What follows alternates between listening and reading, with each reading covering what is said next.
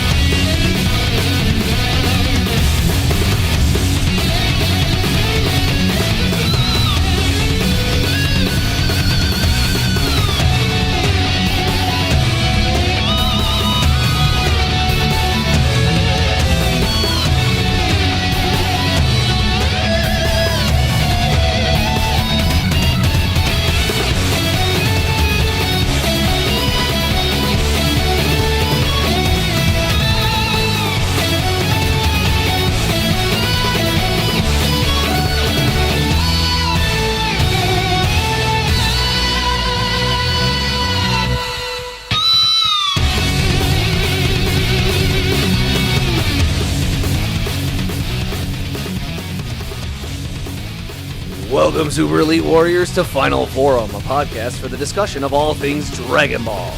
I am your host, Jelli, an elite recruiting member of the Frieza Force, on a mission to find the best warriors from across the galaxy to join the greatest army of all time, and I am joined, as always, by my new recruit co-host.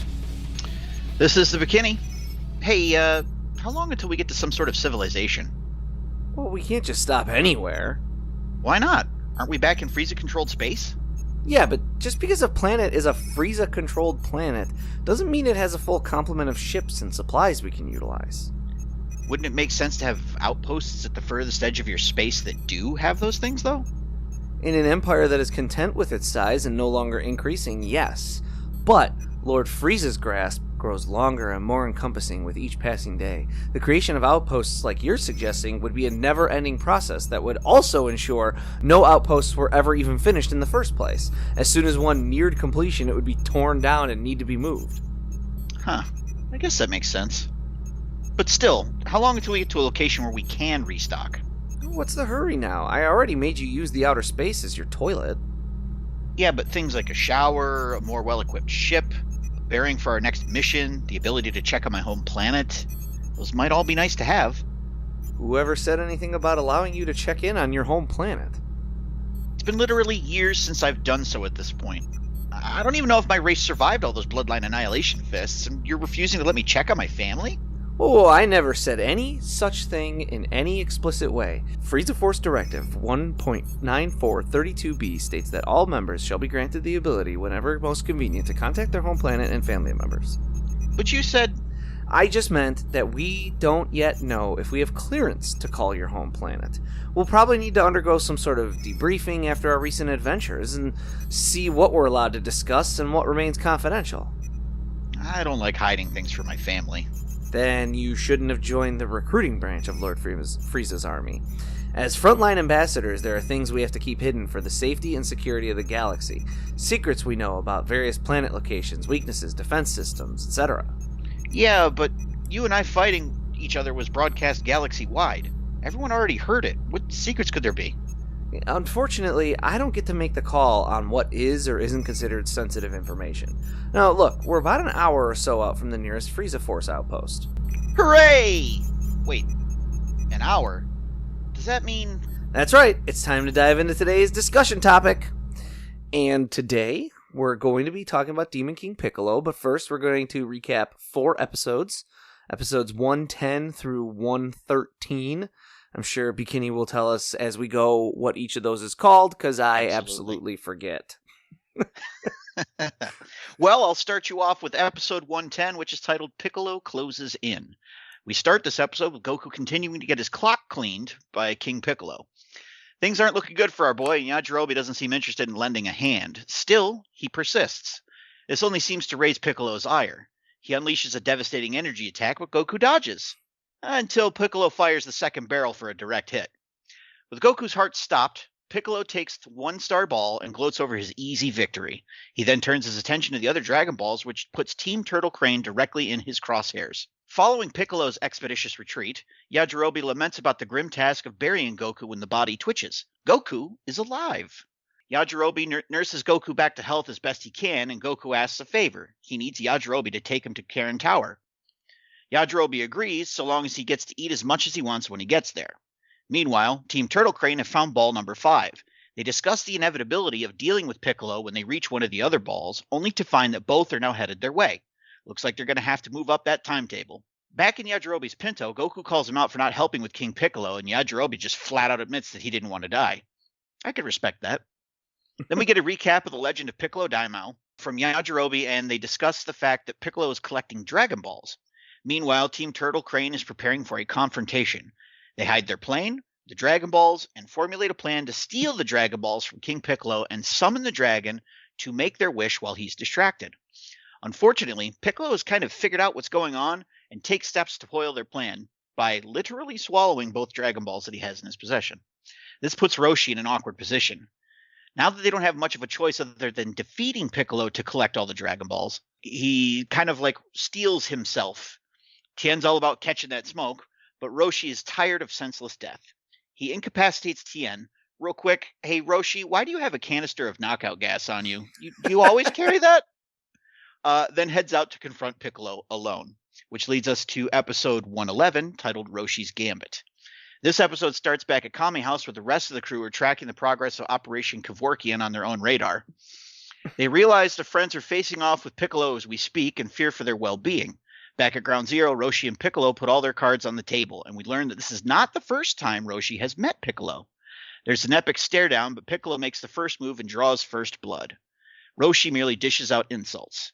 He's struck over and over again, but Roshi is unflinching. Piccolo continues to try and goad some kind of response out of him, but no dice.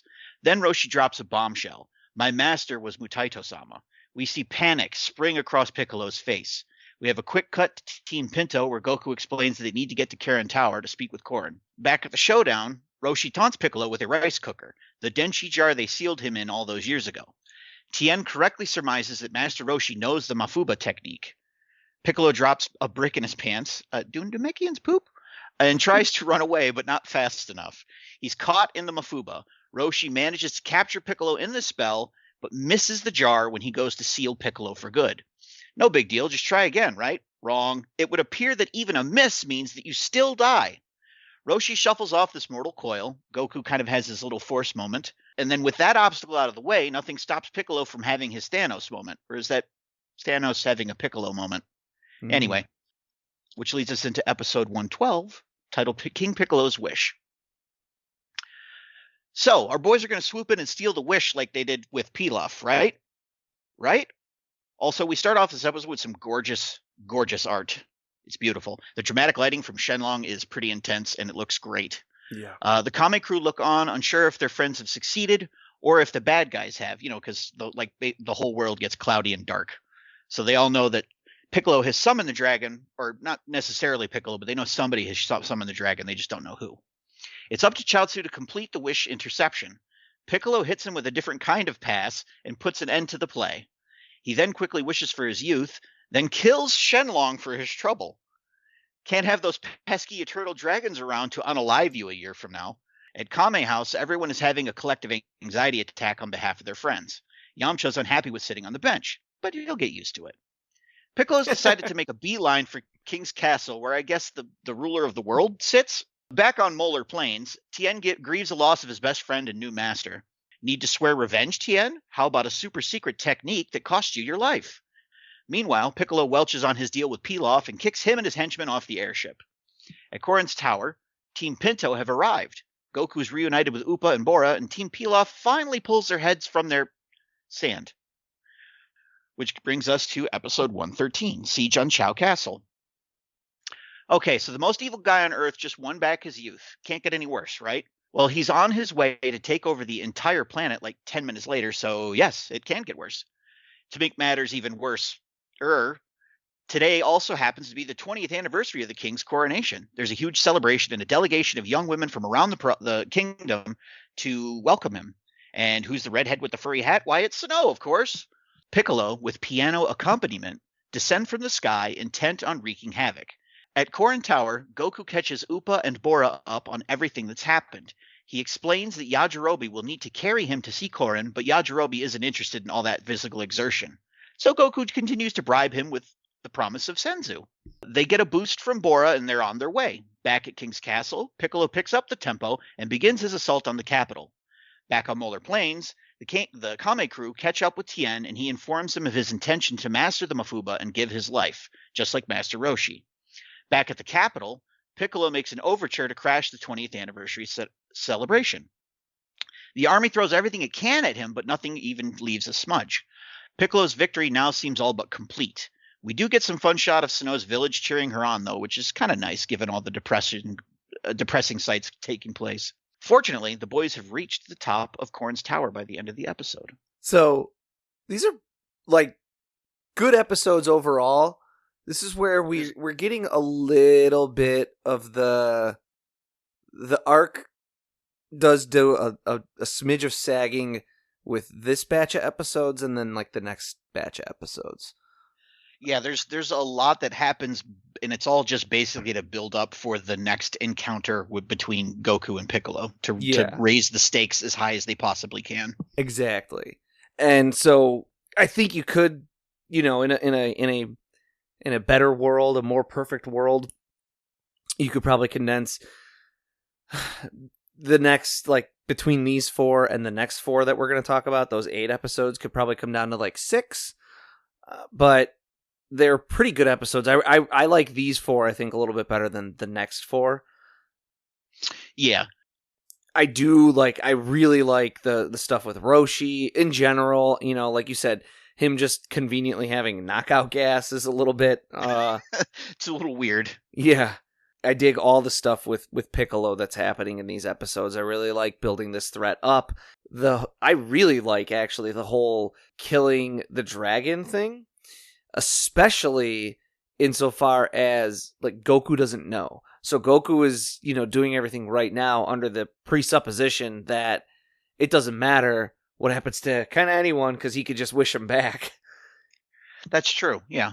And listen, as fans of the franchise, we know that there are more wishes to be made by a lot in the future, but, again, put yourself in that frame of mind of this being new at the time, and you're like, oh my, like, Krillin is dead for real now, and Master Roshi is gone, and Chaozu is gone, and Tien is working on a technique that will also make him gone. Yeah. And this is a franchise that, these are 110 episodes. This is a franchise that has not been tremendously afraid to move on from certain things, right? I mean, Oolong is basically forgotten at this point, except to just kind of exist in the background and make the occasional wisecrack. Yeah, just be comedic from time to time. Right, and Yamcha has been relegated to the sidelines. Like, this is and all those fighters from the first martial arts tournament, Nam and Girin and Ronfon and all of the Bacterian, they're all either, like, dead or, we've just moved on from caring about them really at this point. So yeah. This is a franchise that, at this point, if this is new, is not afraid to move on from things. One quick note just about the episodes themselves. King Furry, or I think he's like Kikuo or something, or Kikuo in the Japanese, which I think just means like King Furry or King Fluffy or something like that. I think that's how it was translated. Yeah. He is modeled, and it's funny because as soon as you say it, you see it for sure. He's modeled after Teddy Roosevelt. Oh, yeah, okay. That makes perfect sense. Right? Yeah. The big bushy mustache, the glasses, the stature. Yeah, no, that makes perfect sense. Yep. I can't believe I didn't see that. So, we are talking about King Piccolo today. Demon King Piccolo. In Japanese, Piccolo is called Piccolo Daimao. I hope I did not butcher that too badly. Piccolo is the transliteration of the word piccolo, which in itself, in English, is the transliteration of the Italian word piccolo. In Italian, it just means small. We use it to refer to a small flute. Dai means great or large, and the suffix o means king, as we've already seen with Ox King being Gyaomao. I think I did that right. Yeah. I apologize. And we've encountered that suffix a few other times. So all told, he's Great King Piccolo, but again, Piccolo means small, so he's Big King Small. Toriyama says he wanted to use a silly name for a scary guy, and for possibly the first time, he calls real attention to it by having the characters in the show admit that it's a silly name. Even Roshi ultimately says it's the only silly thing about Piccolo. Now, in Japan, they call the Christian devil, Lucifer, or Satan, or whatever you call him, Daimao, meaning great devil, which has led to some people over the years to think that Piccolo is meant to be the literal devil because of him being called Piccolo Daimao. However, Daimao existed in Japan before the introduction of Christianity, and the word was meant to refer to a demon who ruled over inferior demons. So Toriyama's intention here obviously was that he wanted to let the readers know this is a powerful demon with many under his command, not the literal Christian devil. Yeah. It's just one of those things, when something is exported or whatever, they adapted it to their language, right? Yes, things get lost in translation, as it were. Exactly. Piccolo's airship, for its part, is admittedly by Toriyama himself, at least partially inspired by the movie Castle in the Sky, which Toriyama says awed him so much he felt a thrill when he saw it, despite not watching very much anime. I love that movie. I don't know if you've ever seen it. I have not. It's a very good... I think it's actually not technically a Ghibli movie. I think it's like I may be wrong. It's either the first Ghibli movie or the last movie Miyazaki did before establishing Ghibli. Okay. And so it's a very early Miyazaki movie. It's just got that Miyazaki style to it completely. All that whimsy. Yes, but it also has that like kind of sense of beauty in loss and beauty in things that no longer exist, because it's like at the end of the movie, towards the end of the movie, they get to the castle in the sky and it's like abandoned and derelict, but it's like got that great sense of melancholy to it, where that bittersweetness to it. It's awesome. Highlights of a movie that has a lot of really good parts to it too. Really good movie. Definitely recommend it. Now, it's actually technically Pilaf's airship, right? And I think, does it say that on the side? Does it? Yeah, it's got Pilaf stenciled right on the side. Yeah. But given how Piccolo treats Pilaf, we can basically just call it Piccolo's airship. I mean, he does eventually kick him off, so possession is 9/10 of the law, right? Piccolo's face, to get into his design, and we've got more about his actual design towards the end of this, and it's going to dominate kind of most of the conversation here. But Piccolo's face is somewhat similar to that of Toriyama's longtime editor, Kazuhiko Torishima. And Torishima himself even says, quote, "You can always tell who was editor at the time by the enemy characters. After you'd been doing it a while, you'd appear as an enemy." Toriyama, for his part, admits to seeing the resemblance, but doesn't admit that it was intentional. Yeah, okay. And we'll have to keep our eyes peeled in the future for who else Toriyama, quote unquote, accidentally makes a villain in the future. I don't know what his other editors look like, but was one of his editors like Dr. Giraud? Like, I could see that. Probably Android 19 would be my guess. So we'll have to just kind of keep our eyes peeled to see if we see, anyone else's face as he transitions between editors. The kanji on Piccolo's on the front of his shirt is Ma. That's what the kanji reads, which is evil spirit or demon, as in Mafuba or Mazoku, as we've already discussed in our episodes on Piccolo's children and the evil containment wave. So, if you've been keeping up with us, you've heard about Ma. If you haven't, that's not even 2 episodes ago. So take a swing back and listen.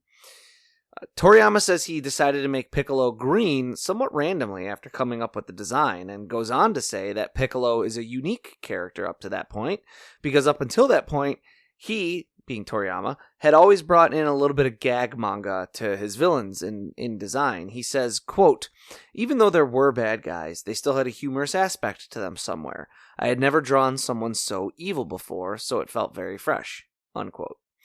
And he goes on to say that the introduction of Piccolo sets the stage for future serious villains to come, changing the direction of Dragon Ball itself. And I absolutely agree. I think we talked about that a little bit at the outset of this arc, is that this is the first real world-ending serious threat. Yeah. And Piccolo is the first, like, truly evil villain where there's no jokes made about Piccolo. And I kind of compared that to, like, Ishiro Honda's take when he did King Kong versus Godzilla, where it's a comedy and there's a lot of jokes, but not about the monsters. Right. And even to your point, with the characters admitting that it's a silly name, but it's the only thing that's silly about him. Yeah. Right. It's, you know what else? Because I thought of this as I was listening back to that episode, is it's also similar to somewhat, not, I don't want people thinking I'm drawing these lines too equivalently, but like the way that Abbott and Costello films treated like the vampires and werewolves, like when Abbott and Costello meet the Wolfman and stuff. Mm-hmm. There's a ton of humor, and those are flat out comedies, but Sure. They don't clown on the monsters themselves. It's more like their reactions to the monster. Yes. Doing that and doing that well is not always the easiest thing. Sure. I think that's definitely a tightrope to try and balance on. And I think Piccolo does it well. Yeah, I agree. And speaking of being a monster, so we all know Piccolo wants to kill all martial artists because only they can lock him away again. This is a cultural parallel to Daoist, Shintoist, and Buddhist priests, as, remember, the martial artists of the Dragon World are inspired by these historical, mythical, and entertainment figures of Asian culture. It's a demon attacking priests before they can strike him down again. In the film Shaolin Martial Arts from 1974, it features a really similar plot where a Qin Dynasty official seeks to destroy Shaolin monks whose master is a hermit who has his students perform unorthodox training, like constantly catching fish barehanded for speed, or chopping down trees barehanded for strength. The main heroes get revenge by ascending to higher levels after some of their friends are killed and taking on the enemy in a final confrontation. In the Japanese, there's a chant of Pokopen whenever Piccolo births an egg. This is taken from a Japanese children's game that's like a game of tag mixed with 7-Up, where one person becomes an Oni through a game of rock, paper, scissors, then has to stare at the wall while the others sing the chant and poke the Oni in the back. And then when they're done, the Oni has to guess who was the last person to poke them. If they guess right, that person becomes the Oni and the game repeats. But Pokopen is also a racist slur in Japanese derived from the Chinese word buben, which means prohibited or forbidden and directly translates as don't talk to this body. It is a demeaning word for Chinese people, but then becomes the name of a game where children pretend to be a Chinese person poking a demon, maybe because only someone as stupid as a Chinese person would ever dare poke a demon, I guess is the logic there. That doesn't make any sense, but kids' games, I guess they don't make sense in general.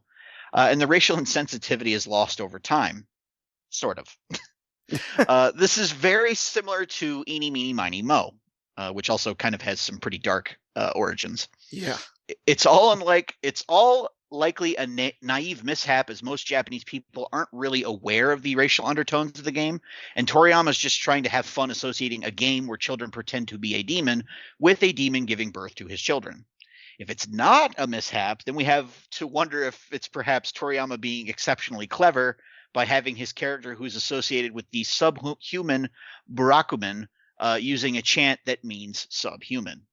And we're going to talk about the Burakumin in a second here. Because if you notice, you look at Piccolo's design, you might notice that he only has 4 fingers. But that's only if you are... How do I want to phrase this? I guess jumping ahead of where we would normally be. and looking at the manga already, right? Because we do the anime and then the manga. Because in the manga, or in the anime rather, Piccolo has 5 fingers. This is in at least some part because Japanese and Chinese people, the reason he has 4 fingers is because Japanese and Chinese people associate the number 4 itself with bad luck. The words death and 4 are homophones in Japanese, so it's best to avoid associations with 4. This makes Piccolo easier to understand as a bringer of death for a Japanese audience. Now is where we get into a topic that's a bit of a sticky wicket, but, welcome to Final Forum. We do not shy away from this stuff.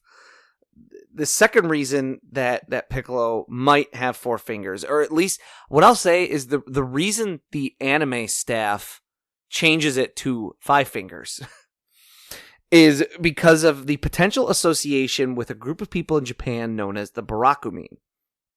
Now, we've talked before about how Japan is an extremely homogenous nation. Something like 90% of people who live in Japan are ethnically Japanese. So when you live in a nation that is, and now go back historically, it's probably larger than 95%, right? Because you don't get a whole lot of white people in Japan in like the 1700s. They had a pretty strict isolationist policy. Yeah. So when you are in a greater than 90% ethnically similar country, this is going to sound bad. How do you oppress people? You're right. That does sound terrible. You can't do it along racial lines, like is done historically in many cultures. You have to do it along class or caste lines, and Japan had feudalism in its, in the Edo period and even the pre-Edo period. So the Barakumin are an ethnically Japanese class of people in Japan who are considered of an inferior social status. They have the same language, customs, and physical appearances as other Japanese, but they come from a lower caste based on social status and descent. This is a holdover from Japanese feudalism, which dates back beyond the 1800s, but it ended in like the late 1800s. So the Barakumin, I don't know the names of the other 4 castes, but there were like 4 castes of people in Japanese feudalism, and the Barakumin were actually outside of that caste system. And because they were outside of the caste system, they were similar to like the untouchables of the Indian caste system, right? They were lower than low. They were the lowest possible class. Gotcha. Live in poverty, get only the worst jobs, treated horribly, etc., etc. Yes. And due to their class as outcasts, and even lower than outcasts, they were associated with kigar or kigare, which translates as pollution or filth, and meant like dirty work. They were forced to work in graveyards, landfills, slaughterhouses, as butchers, dealing with disease, etc. Things like that, right? Your undesirable work. Mm-hmm. Officially, this caste system was abolished during the Meiji Restoration in 1869, but similar to slavery in the U.S. and how that spun into the world of Jim Crow and legalized oppression and segregation and, eventually the civil rights movements. I mean, slavery ended in 1860, 1864 or 66. When was the Emancipation Proclamation? In the 1860s. 65, I think? In the 1860s. You can say that confidently. You would think we would do this kind of research ahead of time. This is just a minor parallel. And it wasn't until the 1960s that we had the civil rights movement, and that history of oppression still affects social discourse in America today. You can have your own opinions about whether it actually affects black people or white people or anyone, but it absolutely affects social discourse and the way we handle certain types of media and depictions. You cannot argue about that. And it is 2023 and slavery ended in the 1860s. This discrimination, the stigma around the Barakumin still exists in Japan today. From the early times of the official end of the caste system in like the 1870s, saw riots that killed dozens of Barakumin when they would like dare to go into bars and try and order drinks and things, to more recent times in the 2000s, which saw laws finally being passed. I think in 2009, there was a law that was finally passed that says a person's birth certificate and family registration no longer needed to be affixed to an ancestral home address. That was a whole thing that they used to do in Japan. So your birth certificate would say what your ancestral homeland was, and if it was associated with the Barakumin, that was like not good. You could look forward to a life of getting worse jobs and not being promoted at work and things like that, because your birth certificate would say that you were from an area that was traditionally and historically of Barakumin ancestry. So these people have been discriminated against and targeted by other Japanese throughout the history of Japan. The big obvious difference between blacks in America and Barakumin in Japan is obviously race, so it really is hard to draw any explicit exact parallel to anything in the United States, because we do tend to be divided more along racial lines and visible things that you can see the differences between people, and also maybe like religious lines, but like the Barakumin also are like Shintoists and Buddhists and Daoists, so they have the same everything. They have the same culture, ethnicity, language, and religion, but they are just considered worse because of their ancestry. So we don't really have a true parallel and equivalency in the United States. The Barakumin have been generationally poor, dating back to the Edo period, and because of the work they're usually associated with, became depicted in media in Japan over decades and centuries as being stereotypically inbred, flawed people with birth defects, bad teeth, poor skin, or missing appendages due to the hazardous nature of the work they were associated with. So like in Japan, if you're like an amputee, you're like looked down upon, because it's considered that you would be a potential Barakumin if you were missing an appendage. That's where if you've seen Kill Bill Volume 1, when the bride tells everyone to leave the limbs that she's taken off of them, that's like a massive insult. That line makes a lot more sense now. So now specifically, flashing a four-fingered gesture at someone in Japan, like if you throw up a hand at someone and you keep like your ring finger down, it's seen by a lot of people as calling that person that you're throwing that to as a member of the Barakumin. And, you know, as I've mentioned already, they've been historically discriminated against for generations. And just a few examples of that. In the mid-70s, it was found that private employers were maintaining lists of traditionally Baraku names, common locations, and addresses and places of birth in order to filter applicants and deny employment to individuals. And that's like 1975.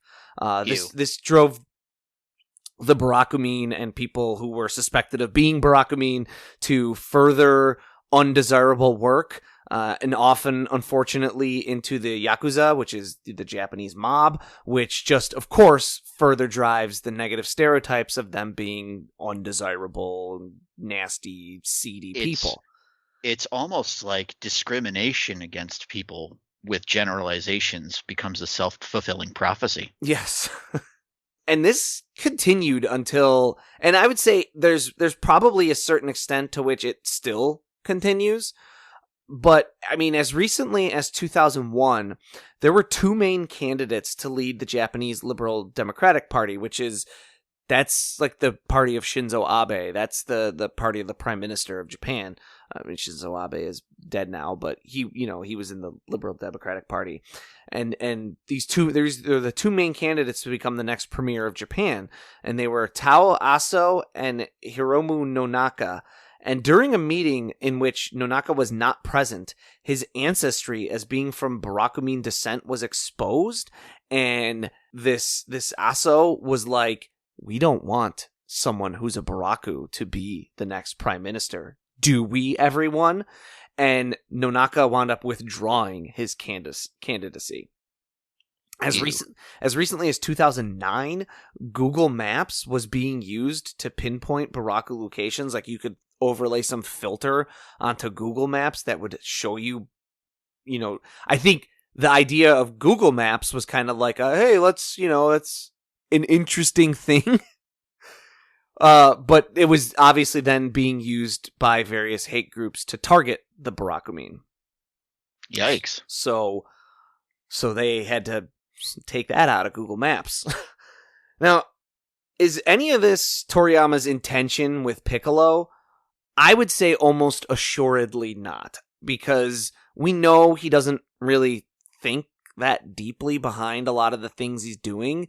He probably was thinking, A, this will make him just look more non-human, because 4 fingers versus 5, and B, 4 in Japan is death. It's nasty. Like, 4 is bad. But like a lot of reactions to media, the view of Piccolo with 4 fingers in Japan was seen as possibly being linked to the Barakumin. So that we see this happen in media all the time, where Sure. It doesn't really matter what your intention is, you make a faux pas. We see legitimate ones where we're constantly like, I can't believe that, like, Walmart thought that was okay to put on a shirt, like. Yeah.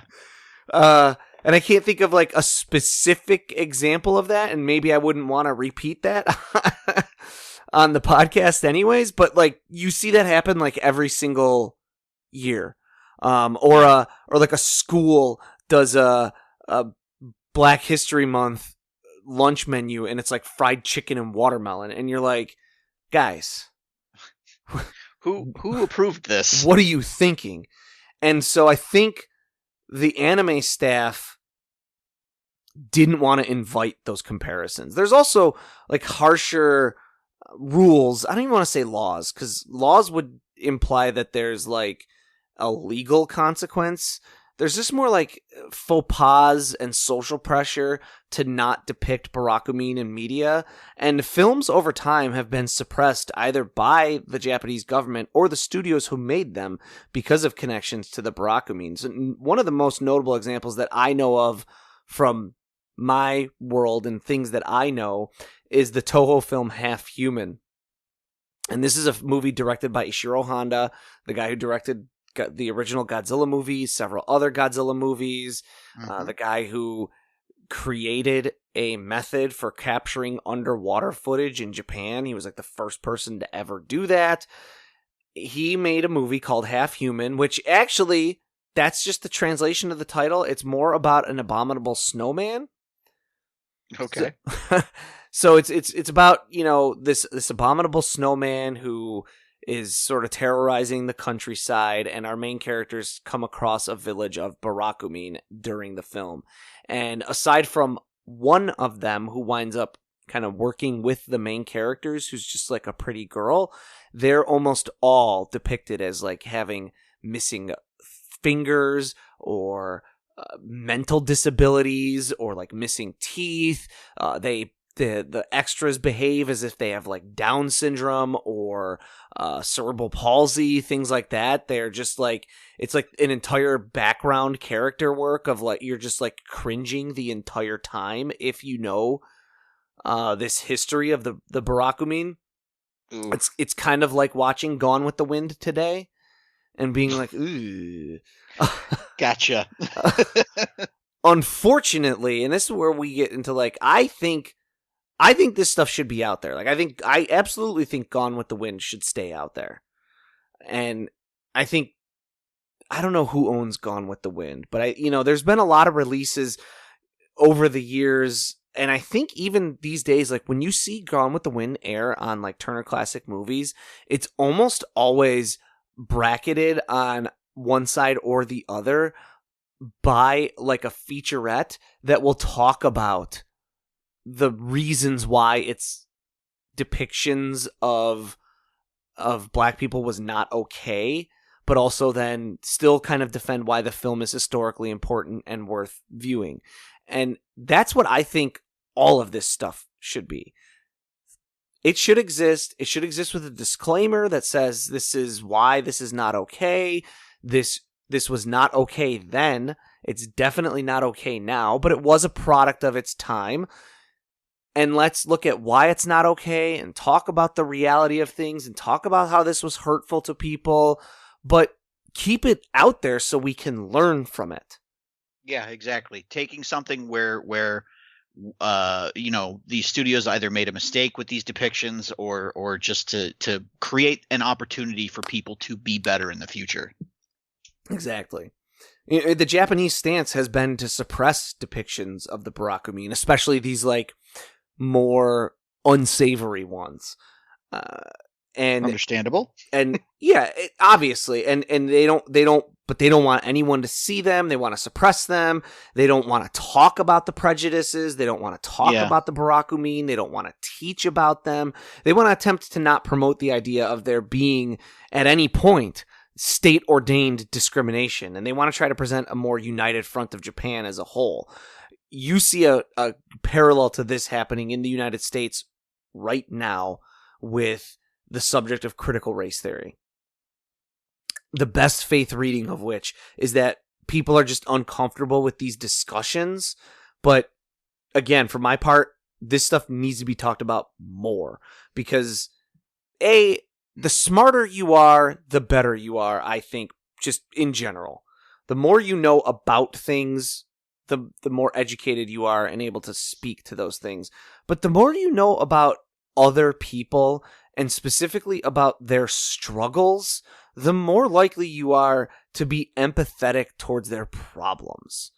Sure. I think it was Mark Twain that said that travel is the best disinfectant for ignorance or something like that.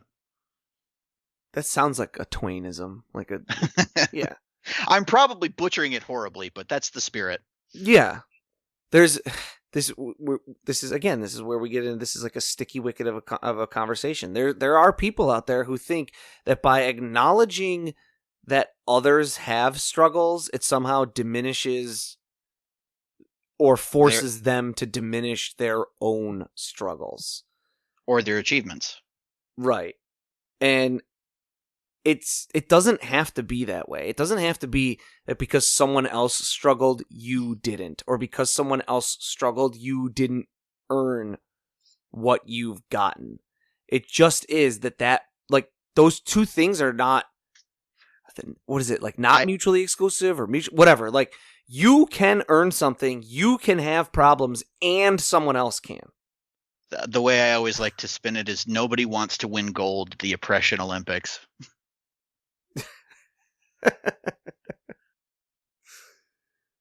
Yes, it's okay to talk about this stuff, and especially when we get into this is where it frustrates me so bad in the United States is once we get into like these things where like we have such obvious differences, we should talk about them more. We should celebrate them more. And I understand, like I was raised as we've broken shtick on this show a few times, and I'll do it again here, as two cis hetero white dudes. I was raised for sure by parents who were like, I don't see color, I don't see race. And like I understand that mindset and that mentality, and I think it's flawed.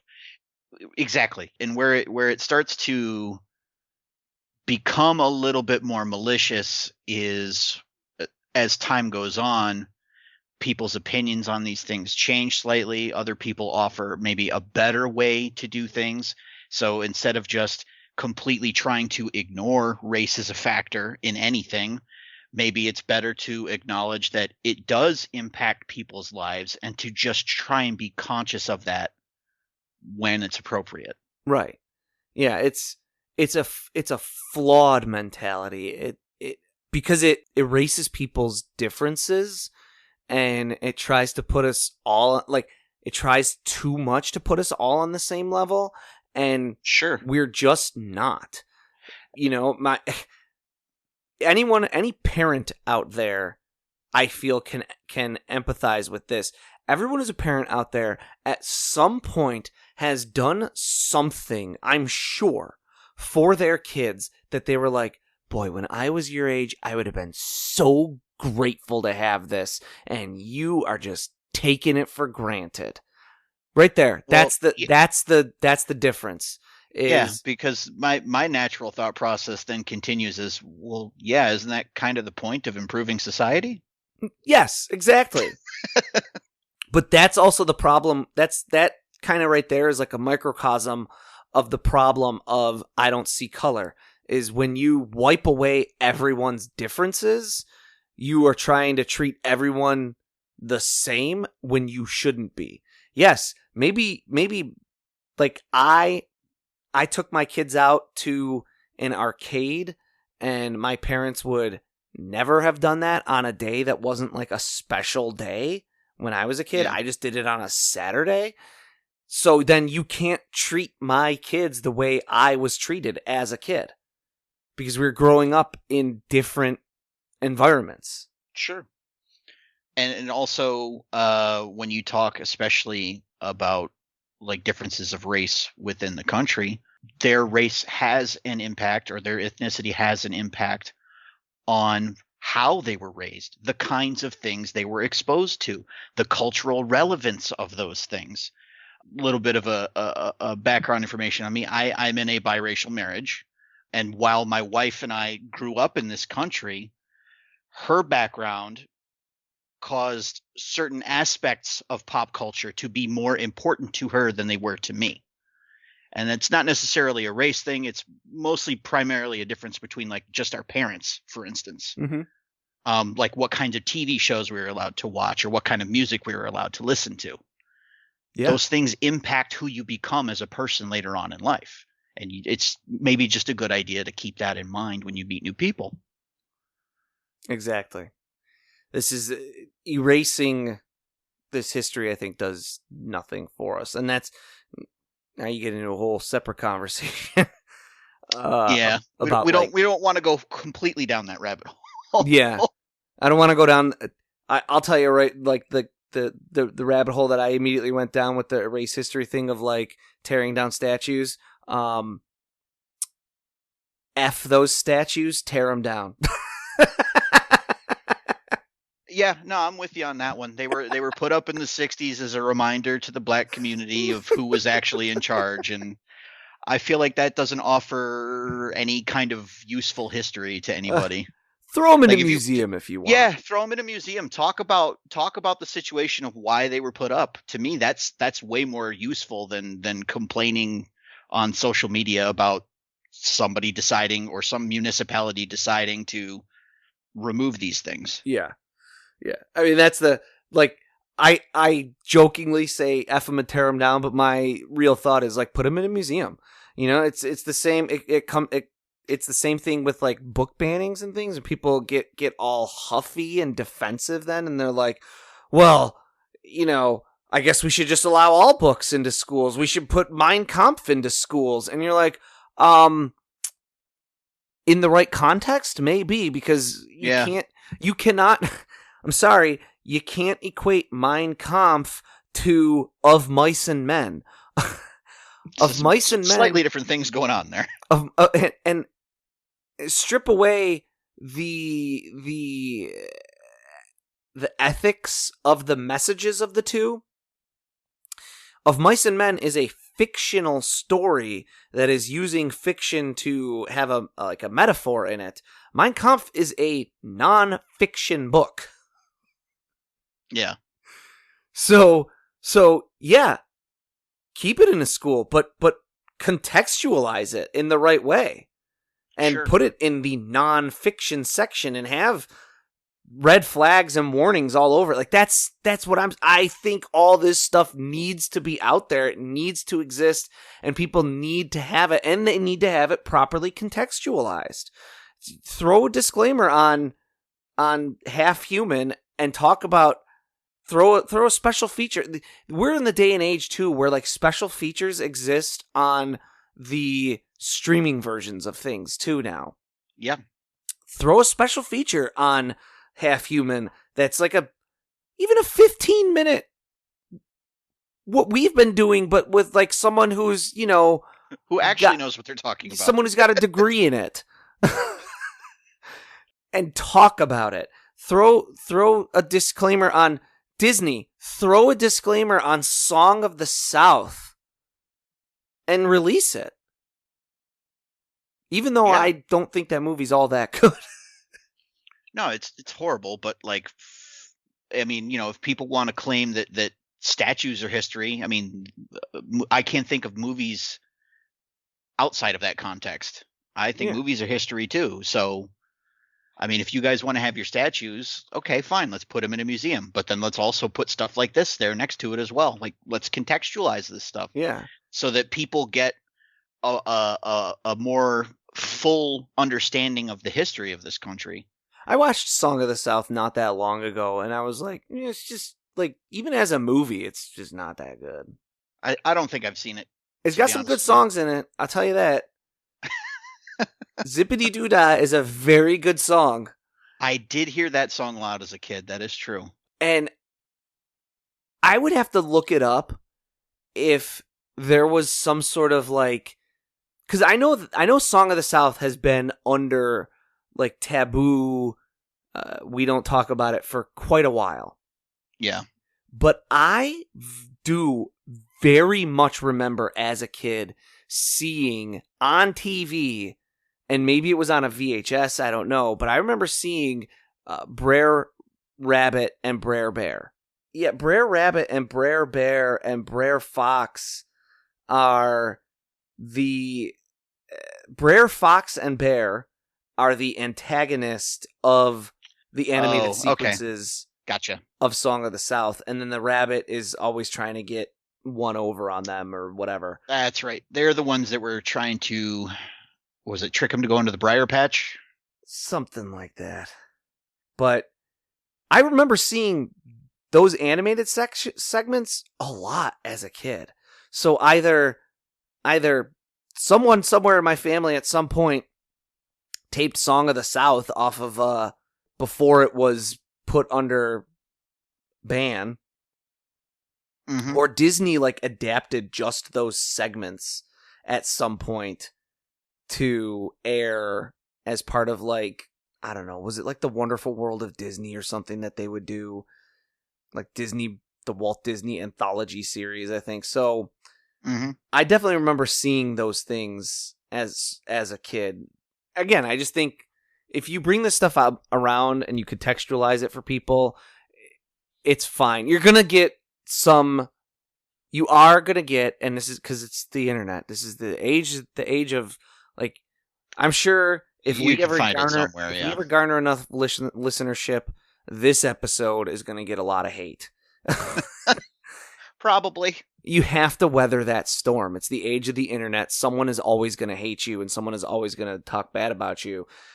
If you bring back Song of the South, even with the disclaimer, you'll get some people saying, that's not enough. This thing shouldn't be around. And then you get some people saying, it doesn't even need a disclaimer. What are they doing? So you piss off half the people right there anyways. Yeah, but just by picking a firm stance on something, you're going to piss off a lot of people. But just deal with it, I like to look at it as an opportunity, like if we ever got blowback for this episode, which it's very possible we might. Me personally, I'd be open to listening to complaints, because how would I get better at talking about this stuff if I don't listen to people who have important things to say or well-rationed complaints, for sure. Well, yeah, obviously, as long as it's being done in good faith. But right. I see it as an opportunity to learn and be better. Right. take a stance. Yeah, put it out there. Let people make up their own minds about stuff. And yeah, I'm not a fan of censorship. And I will say though, I guess ultimately we should be happy that someone on the anime team made that connection and decided to add another finger on Piccolo's hand in the anime, because the possibility that someone somewhere at some point would have seen this evil character with 4 fingers and said that's an insensitive portrayal of Barakumin, and then Dragon Ball is censored out of existence, that would not be a world in which I would be very happy to be living. That would be rough. So, yeah, avoiding controversy is the name of the game when it comes to building a multimedia empire. And someone on the anime team decided at some point, let's give Piccolo 5 fingers. Let's avoid the controversy altogether. It's a pretty good call. It's. I know there is a joke in the manga because Piccolo is typically drawn with only 4 fingers. At one point, he tells Goku, you only have 5 seconds to live, or 5 minutes to live, or this fight will only last 5 seconds, something like that. And when he does it, he holds up 5 fingers on one hand, and there is like an actual asterisk in the panel. And then Toriyama has a little insert note that says, oh, look, he grew an extra finger just for this joke. And then from then on, he's drawn with 4 fingers again. I think that's actually pretty funny. I think that was probably this is where you get into, I think Toriyama doesn't think this stuff through enough to have thought of that connection. Yeah, because it's more ignorance, not maliciousness. He clearly didn't even think it through enough to just say, oh, you have 4 seconds to live, or 4 minutes. He drew a character who he had been drawing with 4 hands, with 5, or with 4 fingers, with 5, and was probably like, ah, crap. I don't got time to redo this. Let me just make a joke out of it. So that's the Barakumin. It's a sticky wicket of a topic, but I think it's really interesting, right? This is all stuff that I would have known because of how much I pay attention to monster movies and kaiju films, and Half Human is sort of a kaiju film. It's got really, like, the other shame of that movie being under studio imposed ban. It's not that good of a movie, but the Yeti suits used in the movie are actually really, really good. If you've ever seen the original 1962 King Kong versus Godzilla, and you're like, oh my god, this Kong looks like hot garbage. Clearly suits and Toho just couldn't do like a convincing ape. Stow that and go look up the suit from Half Human. It's fantastic. I don't know what happened between 1955 when this Half Human came out and 1962 when they made King Kong versus Godzilla and messed up that suit real bad. But they were capable. I'm going to go with budget. I'm not sure what it was. I really don't have any idea, because King Kong versus Godzilla had for the type of movie it was, a reasonable budget. So who knows exactly what happened. They probably spent that all on miniature city buildings and stuff, though. Possibly. But so I would have known about this, but I think it's really interesting to think of potentially someone who wouldn't have known anything about this and comes across this episode because they're a Dragon Ball fan and learning about this. And then you get a whole bunch of new context too for all kinds of other things that you might have encountered over, like I said, a somewhat ubiquitous example of the bride in Kill Bill. Mm-hmm. Yeah, I had no idea that line was supposed to be a cultural insult. I just thought it was her being a badass. And maybe that's the intention too, is that it's just her being a badass, but there's that layer to it. You know, that's one of those, whether you intend certain things or not, they can be there sometimes. And yeah, there's just that additional layer to it for a Japanese viewer of like, ooh, someone who gets their like hand cut off would be considered a potential barakumin because they would have lost it in a slaughterhouse accident. Yeah. Because that's the stigma and the stereotype is that they would like lose digits and stuff in slaughterhouses and butcher shops and things. Dangerous work. Yes. So that is we got this far into the Piccolo saga without talking really about King Piccolo, and that's because there was other stuff to discuss. But that's King Piccolo. That's an additional layer to him that I had, as a person who had only ever seen the anime, had no idea. Who would have thought there would be cultural relevance in a cartoon? It's amazing. So yeah, that's Demon King Piccolo. He's a great character, though. He really is. Big King Small. I can respect the pun. Okay, how much longer now? I don't know. Take an hour, subtract however long we just talked, adjust for editing. Editing? We've been over this. These episodes are edited on the fly by Frieza Force communications personnel to ensure we stay within broadcast requirements.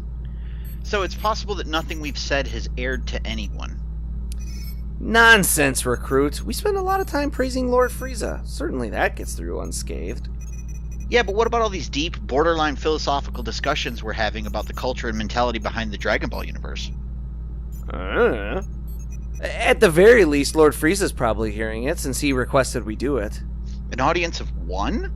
What's the point of that? When he's the unquestioned lord and master of the known universe? Alright, fair point. Anyway, hopefully we reach the outpost soon. I definitely need to stretch my legs and take a shower. I think that would do us both good. We'll take our leave of you here, listeners. Will we get a hot shower and a nice meal? Will we be fully equipped and ready to leave by the time our next episode airs? Find out next time and help us achieve our final forum.